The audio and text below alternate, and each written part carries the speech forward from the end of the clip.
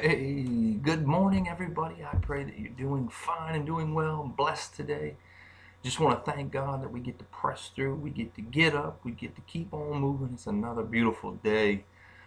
Just thank God that you get to stop by and check on us and see what we're doing here. But we just wanted to drop you another video. We want to encourage you this morning to get up on your face and do some more praying, get up and keep going. You know, the Bible talks about in Proverbs that uh, uh, a righteous man, he might falleth 7 times, but he gets back up. And I think that's the key for most of us as individuals. I was thinking about it yesterday at times that a lot of people, we fall, we might struggle, we might get angry, we might get bitter, we might get prideful, whatever. And we fall into sin, or we stumble, or we get upset, or we get angry, and then we feel kind of guilty before God.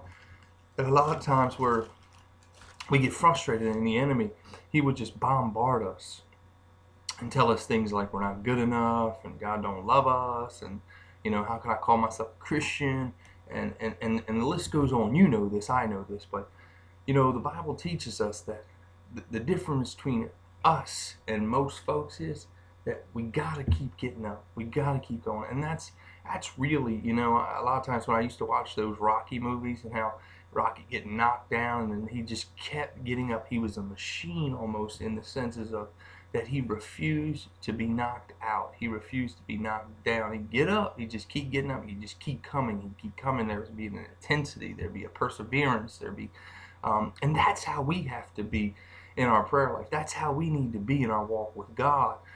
We have to have a perseverance. We have to keep pressing, regardless if we wake up today and say, you know what, I really don't feel like praying, or this ain't really making sense, or I'm really going through it, or I'm really not feeling well, or whatever. We have to determine and decide which reality we're going to live in. Either we're going to live under the oppression of the enemy, and we're going to live in the kingdom of darkness, or we're going to be, as the scripture says, be translated into the kingdom of light and live in the light and walk in the light.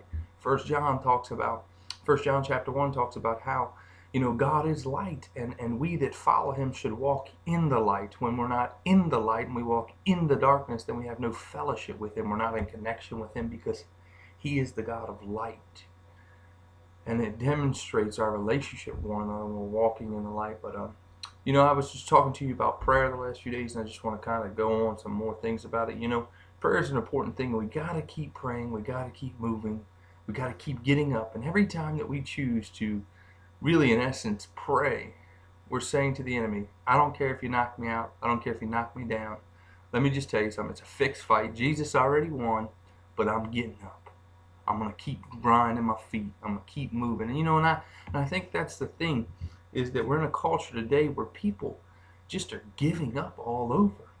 People are giving up on their children, they're giving up on their jobs, they're giving up on their marriages, they're giving up on the church, they're giving up on God, they're just giving up. And the difference that will mark us, the difference that will make us stand outside of that type of crowd is that we got to be hustlers. We got to keep grinding, we got to keep moving, we got to keep pushing. And the way that we'll do that is through prayer.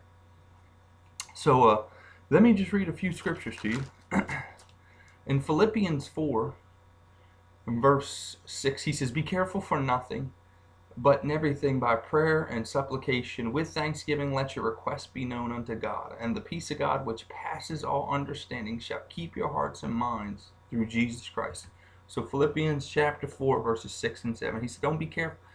Don't just kind of go through this Christian life. Don't kind of just go day to day. He said, but by everything, through prayer and supplication, or prayer and making your requests known with thanksgiving. Listen to Colossians.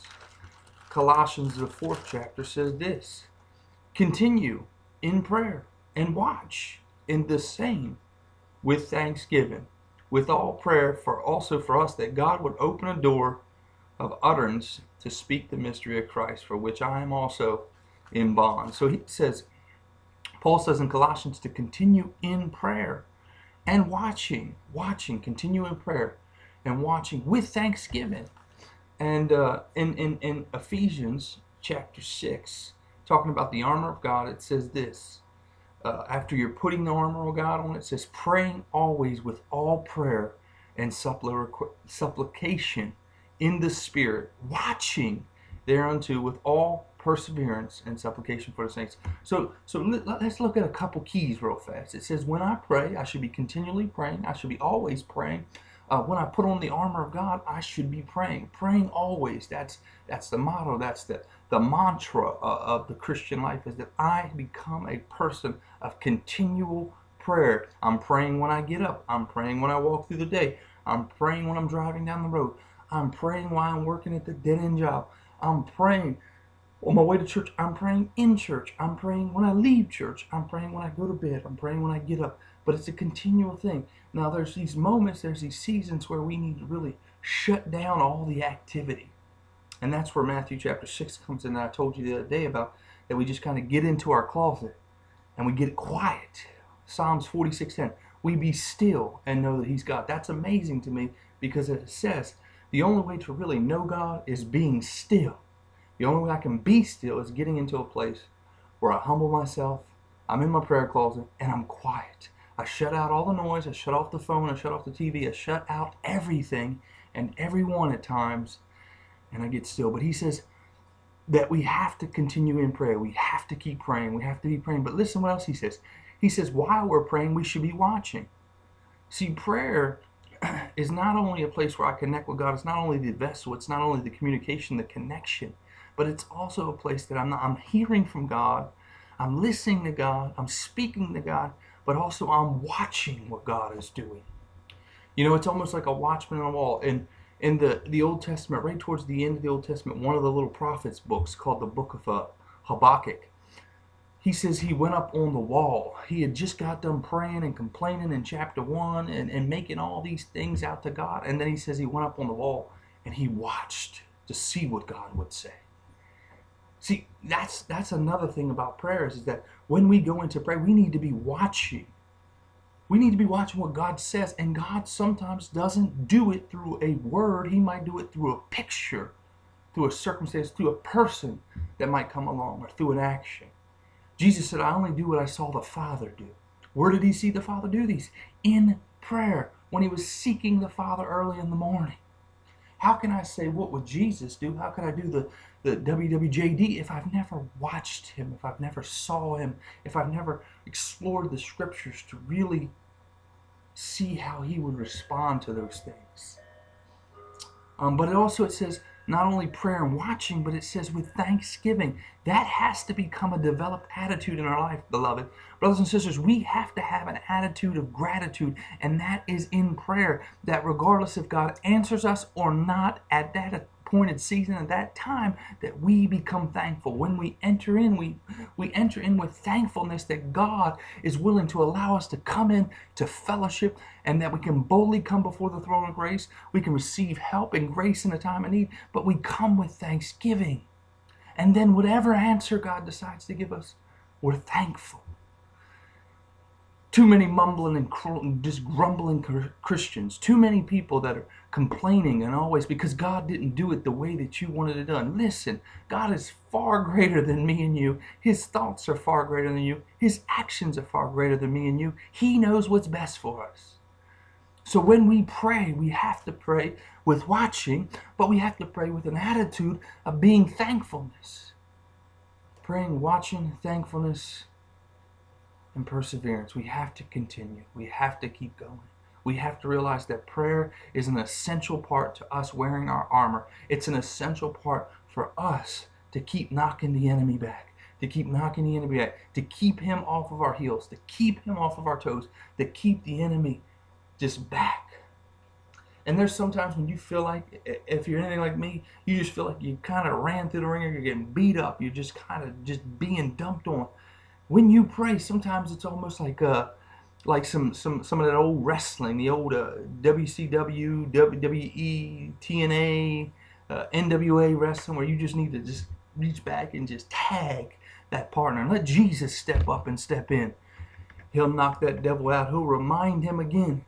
You know, I always think of that picture, the old wrestling days where Ric Flair would come in and he'd just take a dive. He'd walk in the ring and just lay down, let somebody come over and pin him. Them old school matches where they had already set up. Well, that's what happens when we feel like we're being counted down and counted out. We just reach back and we touch Jesus, Jesus walks into the ring, and the devil just looks at him and falls out. Bam! He's done. And Jesus just, it's over. He just puts his little foot on top of him and just stands there. It's done. And me and you have to realize that that's the victory. It's a fixed fight. It's an already won match. Jesus Christ has done everything for us, but now he calls us to catch up. See, he's already done things from the beginning of the foundation of the world. He sees the beginning to the end. At the very end, it's already done. It's finished, this and that. And he needs me and you right now to bring that to pass. In our present time, it's hard to understand at times, but it's a finished product. Jesus is not committed by time. He's already outside of time. He's seen it pass. He sees everything from the beginning to the end. And so now we're stuck in the time, and literally we're bringing it to pass. We're bringing that victory complete that's already been done in this parallel understanding, I would say. But beloved, I just want to encourage you to keep moving. Know this, that Jesus, he's already done it for us. But we must keep praying. We must continue with prayer, supplication, make our requests known. We got to do it with perseverance. We got to be watching, and we got to do it with an attitude of gratitude, of thankfulness. May the Lord bless you. May he keep you. May he be with you today. May you just keep on praying. It's your answers, your victory, your relationship, your love, your commitment to your God will come in your prayers. Listen and watch today. May the Lord bless you and keep you. I will talk to you soon.